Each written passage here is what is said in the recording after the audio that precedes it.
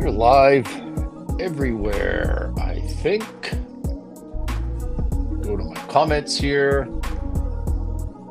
Facebook, LinkedIn, YouTube, X, Instagram. A minute late. All right, we are good to go. Welcome, everybody. Get my notes right. Let's put the music on. Welcome to Mornings with Scott, the best damn business show for medium and small businesses on the planet. We will give people a chance to join us here live on Facebook, LinkedIn, YouTube, X, and Instagram, simultaneously streaming. Did you ever notice that when you go to a doctor, they make you go, you have to stick out your tongue. I won't do it live on screen for you. Don't want to gross anybody out. And they put a tongue depressor on your tongue so that they can look past your tongue and down your throat with a little flashlight. They're in there sometimes, and they're never looking at, I don't know what they're looking at, but they're not looking at the actual tongue itself. And I know that, we know that, because they put a tongue depressor on the tongue. By the way, I know I have an international audience. This is Western medicine. I don't know what they do in other places. So they're not looking at your tongue yet. My wife tells me, who's very much into this naturopath stuff, that if you go to a naturopath, they spend a bunch of time looking at your tongue, not past your tongue, at your tongue. And she tells me that if you go to an acupuncturist, I can't say that word. It turns out I've never tried to say that word live ever. Acupuncturist is also trained to first look at your tongue before applying their craft. So someone like me who grew up in Western medicine, I have thought to myself, well, this staring at your tongue stuff is all just witchcraft. Well, Newswire yesterday reports that a computer algorithm, artificial intelligence, has achieved 98% accuracy predicting different diseases by analyzing the color of the human tongue. 98%. So basically always accurate, detecting diseases just by staring at your tongue. Artificial intelligence. The other 2% where the AI was wrong, I'm pretty sure those patients were eating some sort of gumball before the test, so their tongue was blue or pink or whatever. It didn't say that in the article. I'm just certain that that's the case. So the proposed imaging system developed by Iraqi-Australian researchers can diagnose diabetes, stroke, anemia, asthma, liver, gallbladder conditions, the vid, doesn't say the vid, COVID-19, and a range of vascular and gastrointestinal issues. 98% accuracy. They use 5,260 images to train the machine and the learning algorithm to detect tongue color. There was a paper published in Technologies magazine outlines how the proposed system, how they go about it, and how the diagnosis works. And it is replicating a 2,000-year-old practice widely used in Chinese medicine, not Western medicine. Not my doctor.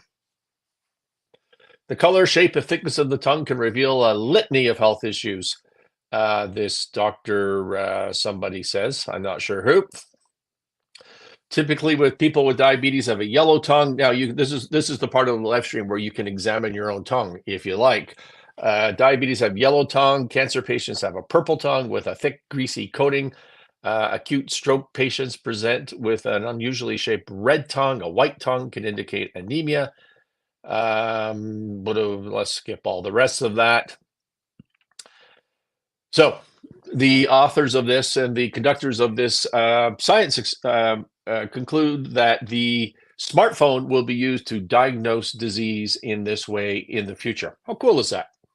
Modern technology.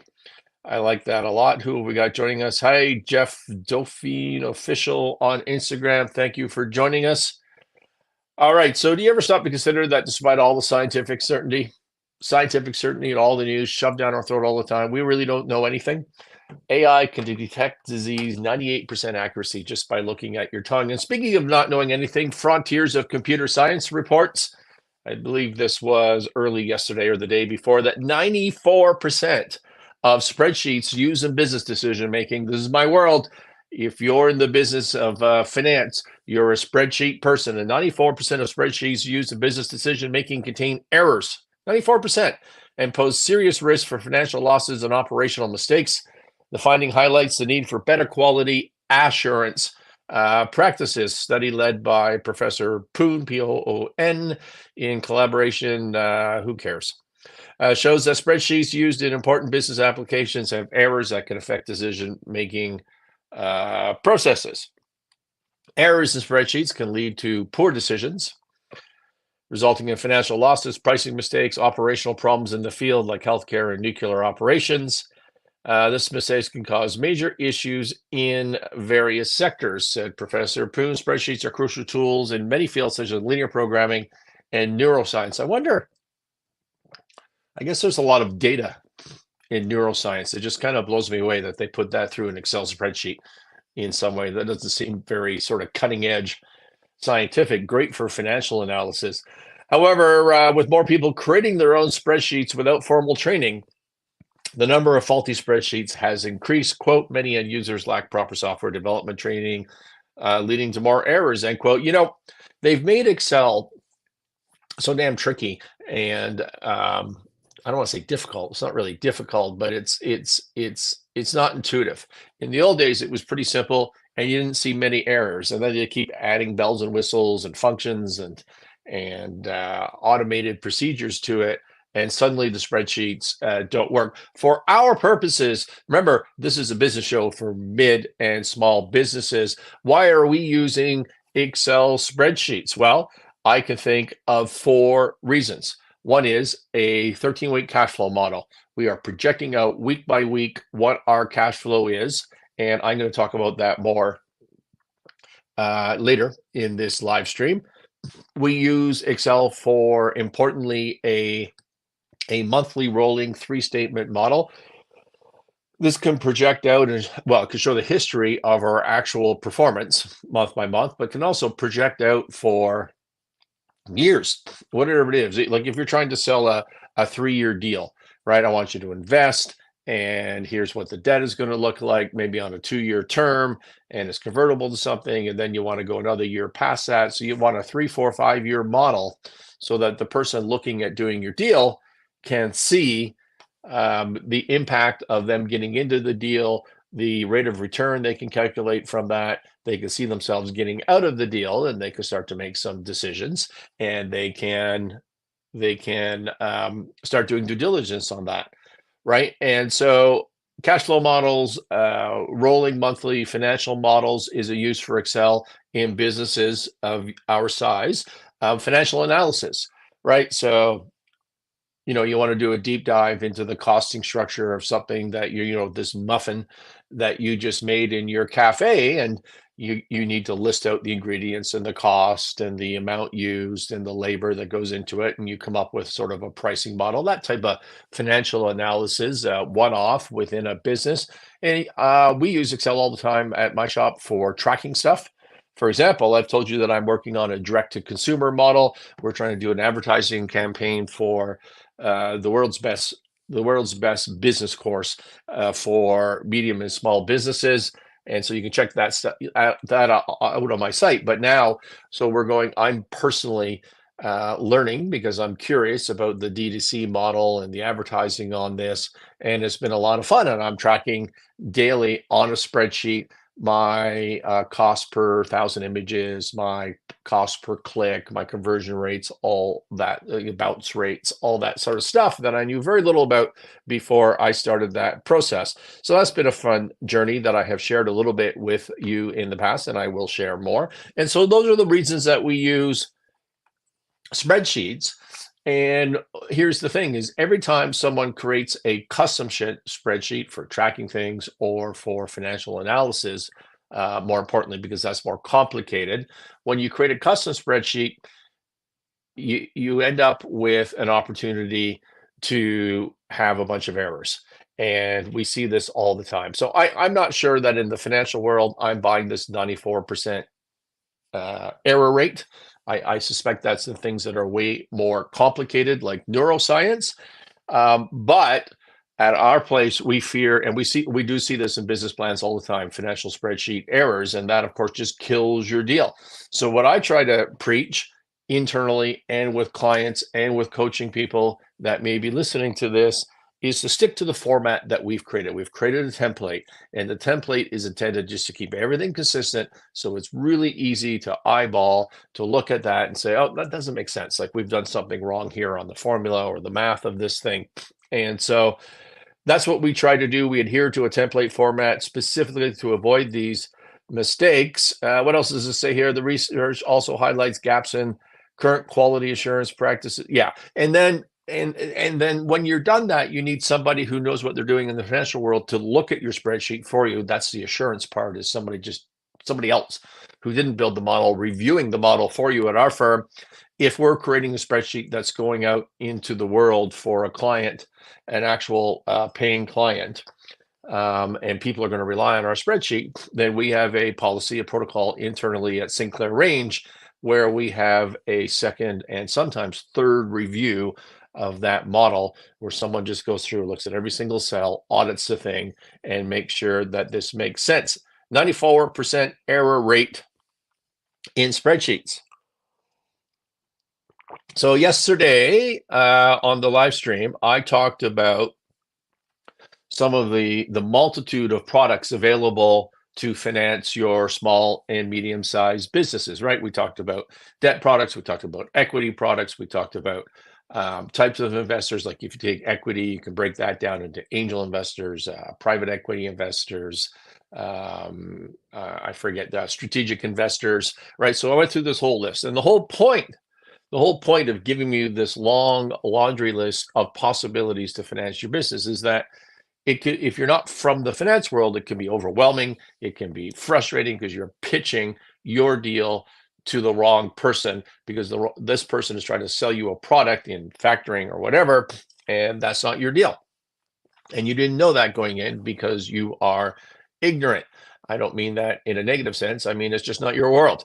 You don't know all those different products and how they fit together. And the conclusion of that was that it's complicated. Get an advisor, get an accountant, a lawyer, an intermediary, get someone from my team, and we'll help direct you on that. And what I was going to do yesterday in the live stream, if you had watched it, is to give you an example from a coaching session that we had done, and that was published on the YouTube channel of the Winning Momentum podcast, my channel, but I ran out of time. And so picking that up today, yeah, some of you may know that I've been doing coaching sessions with medium and small businesses. You may know that because you listen to what I say. I've been doing medium and small business owners and startup coaching sessions. That's a service that I offer to smaller businesses that really aren't in the position yet to engage Sinclair Range, my company, for investment banking, turnaround, or whatever consulting advice that you need. And in the summer months, I've offered to do some free coaching sessions when everybody's sort of slow, to limited individuals, because I don't have that much time to do things for free. But I've offered to do a half-hour coaching sessions free in exchange for being allowed to record that coaching session and to use that content to publish it, which I have been doing on the Winning Momentum channel on YouTube. And so the idea there is that it benefits all of us, that my community as a whole can see those coaching sessions and and learn from that. So episode 252 of the Winning Momentum podcast on YouTube is an initial coaching session of a US-based startup. And that coaching session focused on deficiencies in an initial business plan and the tools required to attract capital to launch this business. By the way, I'm not the one setting the agenda for these coaching sessions. The first question is, how can I help you? And so that's, excuse me, spilling my coffee all over the place. And so that's episode 252. And you can go watch that thing as a whole, which is kind of cool. I don't know that any other coach does that for you. And so this particular fellow, you can go watch it yourself, is a startup. He has no cash flow, he has few assets, and no history of operations. It is a startup. He tends to launch September 1. And what we learned on the financing front, you remember yesterday we talked about all these products, is that he can't get an SBA loan, a small business administration loan, which I told you yesterday is a government program to guarantee loans that a bank may make to you for your small business. There are similar programs in Canada through Export Development Corporation, EDC, and maybe through the Business Development Bank of Canada. I'm not sure, BDC. But I talked about in that coaching session that he might be able to get factoring, right? Which is another product we talked about yesterday. And so factoring is really a purchase and sale of your receivable, and accounts receivable is when you sell somebody a good and they didn't pay for it. They owe you money. Now you have a receivable. You're going to receive cash from them in the future. They might get financing on their inventory. They might get financing on purchase order, get a PO facility, and all of that because they have lots of orders and great margins. Margins mean they make a lot of profit on every unit that they sell. The likely sources of capital for them, therefore, would be factoring, inventory, PO facility, angel investing. In every community that you're in, it doesn't matter where you are in the world, there are some rich professionals, successful business people that hang out as a community, either in real life, smoking a cigar or having a drink or just chatting, or virtually. And they are offering small amounts of angel investment money to startups and potentially high growth businesses. I can walk into any community I've ever been to in my life, and they tell me I've worked in close to just over 27 countries, something along those lines. And you can find this community. Just go talk to a lawyer or an accountant that does a bunch of deals. They're going to know these people. They exist everywhere. So this startup definitely will end up talking to the angel community. There'll be shareholder loans in this startup. He's offered to put up some security on his house, right? So, and there's going to be he's going to value his intellectual property that is rolling into this business to start it up, which is a form of financing as well. So anyways, just to conclude on yesterday, we talked about the million different products, which is an infinite number. And so we can't possibly cover them all, obviously, but we talked about a bunch of financial products and pointed out to you that you really need to understand what your business is, what's financeable, what's not financeable, what has to be done with equity, what can be done with debt, what type of investors may be interested or may not be interested. So you're not getting frustrated or wasting a bunch of time. Get an advisor to help you with that. And in the coaching session in 242, is that what it was? Episode 252, we discussed some of that. Well, yesterday we did coaching session number 2 with this same fellow. And this coaching session focused on the confidential information memorandum, CIMs, and the cash flow model. See how this all comes around, the callback. We're talking about spreadsheets and cash flow models. And now, yesterday, we did a coaching session on a cash flow model, and that is up on the same YouTube channel, the Winning Momentum podcast on YouTube. It is not on the audio version because it shares a screen and goes into details of this cell and that cell. And I can't imagine what would be worse on an audio podcast than that. But that is episode 258. If you want to check out the YouTube, and as I said, there's screen sharings, and you can follow along on that discussion, and maybe it'll help you in some of the things that you're doing. So as I said, this was a really detailed coaching session on CIMs and cash flow. So what is a CIM? Confidential information memorandum is a common term in some parts of the M&A world and private finance. Let's not say investment banking. Let's say private corporate finance world. And you can think of it in other words as a business plan or a deck, but I think there's nuances to that.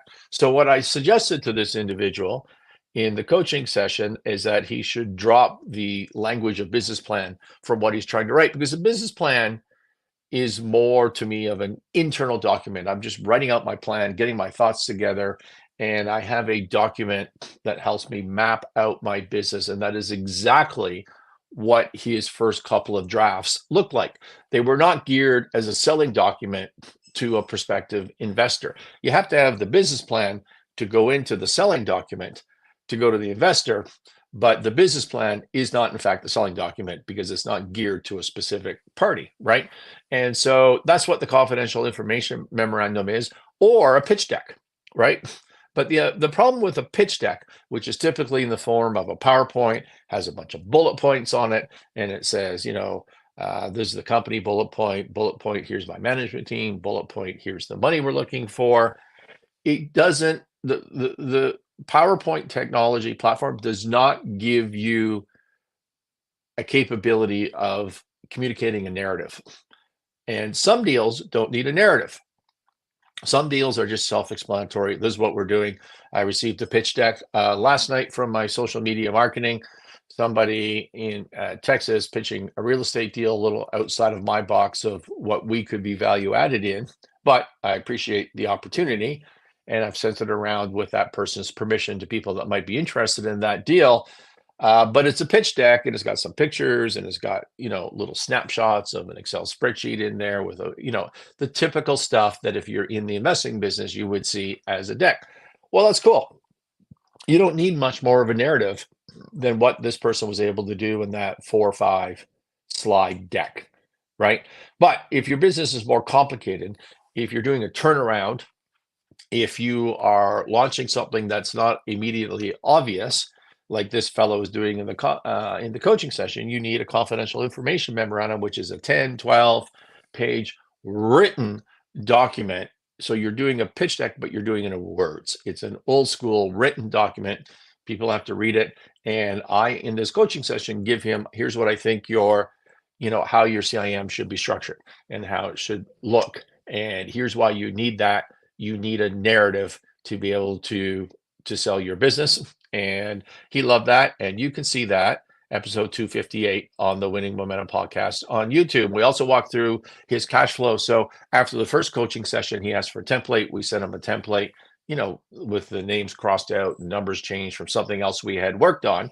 And then he took that template, which was overly complicated for his purposes, and got himself a little bit confused, but had actually done a bunch of the work that needed to be done, and got the value that you would get from working on a spreadsheet in your business. The value of working on a model is not to be correct. The value is it forces you to think about what your business is and the math of your business.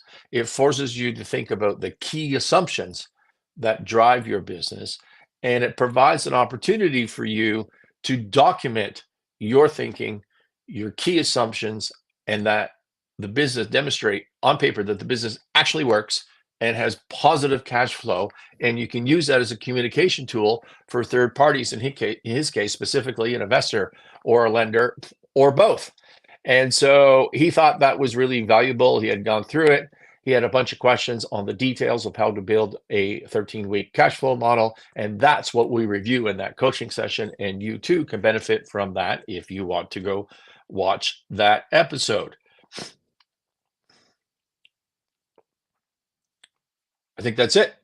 I think those are my prepared remarks for today. We're a little bit short, but it is Thursday in mid-August. Do I have any questions, comments? Lots of people. Hi, Organic Chef Heather. Thank you for joining. And Del ZS, Stefan, and somebody whose username starts with a KA, but I can't say it. Thank you all for joining. I don't think I have anything else for you today, so we're going to cut it off short. Tomorrow, I believe, is Friends Friday. We will have somebody, a special guest, come to join us. I'm trying to do that more and more. Difficult to book people in August, obviously. And remember, we are doing a live stream on Facebook, LinkedIn, YouTube, X, and Instagram Mondays, 8:30 Mountain Time, so 10:30 Eastern Time, Monday to Friday, not just Monday to Friday, every day. It's been great. Talk to you tomorrow.